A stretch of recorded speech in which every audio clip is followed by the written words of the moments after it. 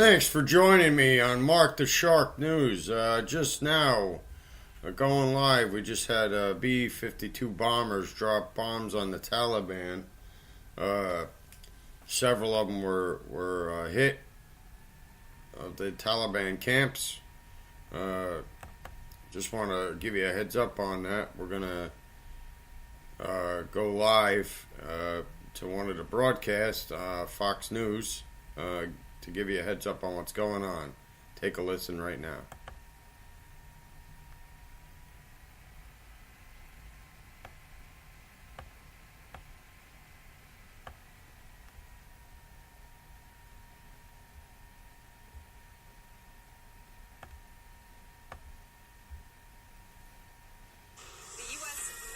Show of force intensifying against the Taliban in Afghanistan.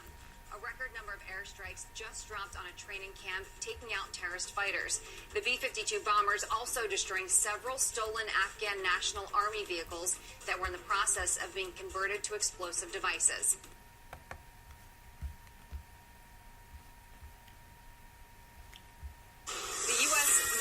Show of force intensifying against the Taliban in Afghanistan. A record number of airstrikes just dropped on a training camp, taking out terrorist fighters. The B-52 bombers also destroying several stolen Afghan National Army vehicles that were in the process of being converted to explosive devices. So that's money well worth spent on the military now. So we know that things are going on. Also, we're looking at the Dow right now. It's up and down right now. It's at minus 99.3. The Dow on the Dow watch. We also have a Schiff warning against the redaction of the memo. Schiff, I don't know what his problem is, but you can see he's lying. That's my opinion about Schiff. Because he doesn't want to get caught with his pants down, as far as I'm concerned. Because he knows he's lying about what's going on. That's my opinion about that. Also, we have a mom accused of killing two sons, leaving bodies in the house for 2 days. Then we have also tsunami warning issued on the East Coast. Turns out to be just a drill. That's Midtown, New York. About 42 minutes ago. That's what we got going on there. It's crazy what's going on in the world today. We're also looking at the NFL player's death from allegedly at the hands of an illegal immigrant. So what do we think about that in sports news? That's pretty disgraceful to Edwin Jackson and his family. My heart goes out to them. The Indianapolis Colts linebacker killed by an illegal immigrant. So what are we doing with that? We're also looking at this Powerball winner of $560 million. He's fighting for privacy reasons. Further on, we'll have to check that out in the news. Now we got something going on with Nunes, preparing for the memo state abuses. So we're going to go to that live.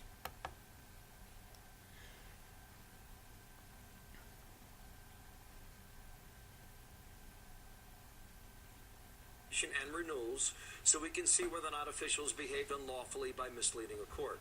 And Mr. Mueller's mandate should be defined in a way that conforms with the legal standard of his office. Both would go a long way toward assuring that we do more than talk about state government of laws, end quote. Points 1 and 2, I assume you'd agree. Yes or no? Well, I understand where he's coming from on the first one, because we've got a lot of confusion here about this FISA application. The basic charge is in the Republican House memo that the FBI didn't tell FISA everything it should have. It should have said that Steele was acting on behalf of the Clinton campaign rather than some amorphous political entity. And they should have, if they knew, should have said that the Yahoo article that they cited as confirmation of Steele's dossier was really, I mean, this is the classic. Steele goes and talks to David Isikoff of Yahoo, gives him dirt. Michael Isikoff. Excuse me, Michael.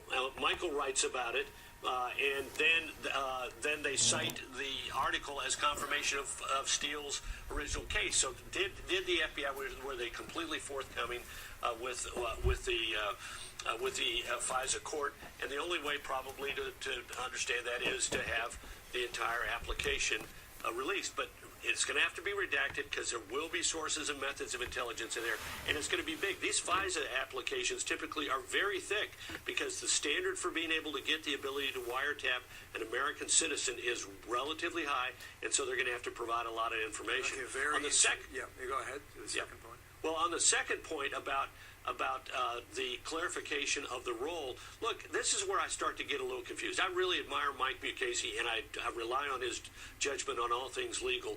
But look, why do we think that this is all about collusion on behalf of the Trump campaign? I mean, this is about the Russian attempts to influence the American election and to somehow infiltrate themselves into and somehow benefit from the campaign. And there's been no evidence so far of, quote, collusion. It's not a crime anyway, but there's no evidence, and I'm confident there's going to be no evidence at the end of the day about all of this. But the special counsel does have an obligation, if he stumbles across things in the course of his investigation that lead to other things like Paul Manafort and Rick Gates trying to bring millions and millions and millions of dollars from their consulting work on behalf of pro-Kremlin Ukrainians and Russians back into the United States without paying tax on it. He's got an obligation to step up and say, we've found something that is worthy of indictment and handle it. Okay. That kind of goes to the second point that I pulled from McCasey's article. All right, this is what he says in the same piece, all right? By contrast, the Watergate, Iran-Contra, and Whitewater investigations, whatever you think of how they were conducted, identified specific crimes. The public knew what was being investigated. Do we, based on your last answer, we don't know what's being investigated. Because based on your last answer, this is a moving target. Is it collusion? Is it obstruction? What is it? Well, I think the original issue was the issue of Russian attempts to influence the election. And look, that's what we've got here with Carter Page. I saw the president yesterday say, we caught him spying on my campaign. Well, with all due respect to the president, that's not accurate. The FISA application is in October of 2016 to go wiretap Carter Page. A month earlier, Carter Page, quote, took a leave of absence from the campaign at the same time that Kellyanne Conway is saying he's never briefed the candidate. He's never in any meetings. I don't know who he is. He has nothing to do with our campaign. So it was a month after Carter Page was summarily thrown out of the campaign that the FBI went to the FISA court and said, this guy is somebody we want to wiretap. Now, think about why. We know now that he sent a letter in 2013 to an academic publisher saying, I have been for the last 6 months an advisor, an informal advisor to the Kremlin. This is a guy who came onto the radar of our intelligence agencies when he met with a Soviet spook who was hanging out at the UN and fed him, and Page fed him information, not secret information, but fed him information, and we got confirmation that the Russian agent was reporting back to Moscow. I'm in touch with what he called an idiot who's trying to ingratiate himself with us, who might be a useful idiot in the future. So there's a reason why Carter Page was on our intelligence agency's radar, but he was not part of the Trump campaign at the time when they got the FISA application. Yeah, very interesting argument you're making here. I just want to get to one more point, okay? In Blue Ash, Ohio, just north of Cincinnati yesterday, the president said this about the current case. Give this a listen. Oh, but did we catch them in the act or what? You know what I'm talking. Oh, did we catch them in the act? They are very embarrassed. They never thought they were going to get caught. We caught them. Hey, we caught them. Oh, it's so much fun. We're like the great sleuth. The crowd loved that. Do you think? Yeah, but that's not. I think this is the critical question. I think a lot of this stuff is just muddying the waters. Be it Republican side or Democratic side. They're trying to influence the jury, and the jury is the American people, the American voter. That to the side. Does he speak with Mueller's team, or based on the case you're making there, why would he? Well, first of all, I think he ought to stay away from Carter Page. He should not be defending Carter Page. Carter Page was not his advisor, not his campaign, not the guy sitting in the middle of the campaign. Keep away from him. Carter Page is a bunch of tar, baby, that you don't want to get caught holding. But as to the president's meeting with Mueller, I think this, look, the lawyers are going to be talking about what is it you want to ask him and how do you want to ask him. I think it's problematic that the president talked to them in person, better to answer in writing. But at this point, the president has gone out there so much and said so often, I'm willing, I'm looking forward to it, I'm excited about it, that if he doesn't, there's going to be a problem with people saying, well, what now does he have to hide? But, you know, those lawyers have been talking now for 6 months. What his lawyers are trying to do is to narrow narrow how much he gets asked and what he gets asked about. And this may be part of this may be a tactic in getting there. They may be saying, in essence, we're advising him not to meet with you unless we get the proper kind of rules and the proper kind of understanding. Very interesting. See you in a couple days, okay? We'll pick it up. You bet. Carl Rove, live in Houston today. Thanks. You're Sam. Well, another.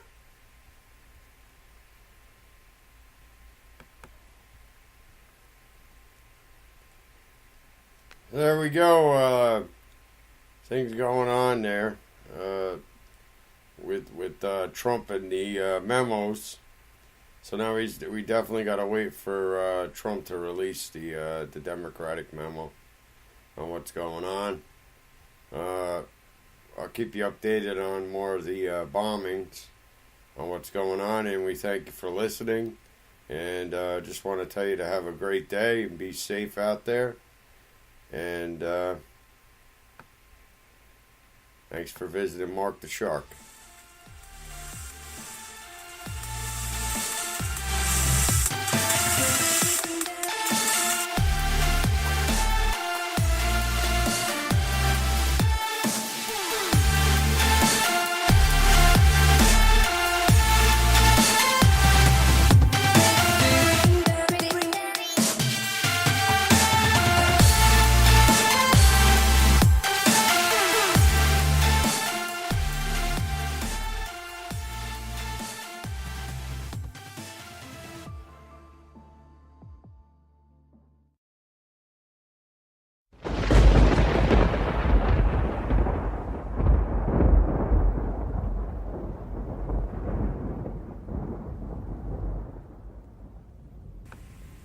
This has been Mark the Shark Radio. Have a good day.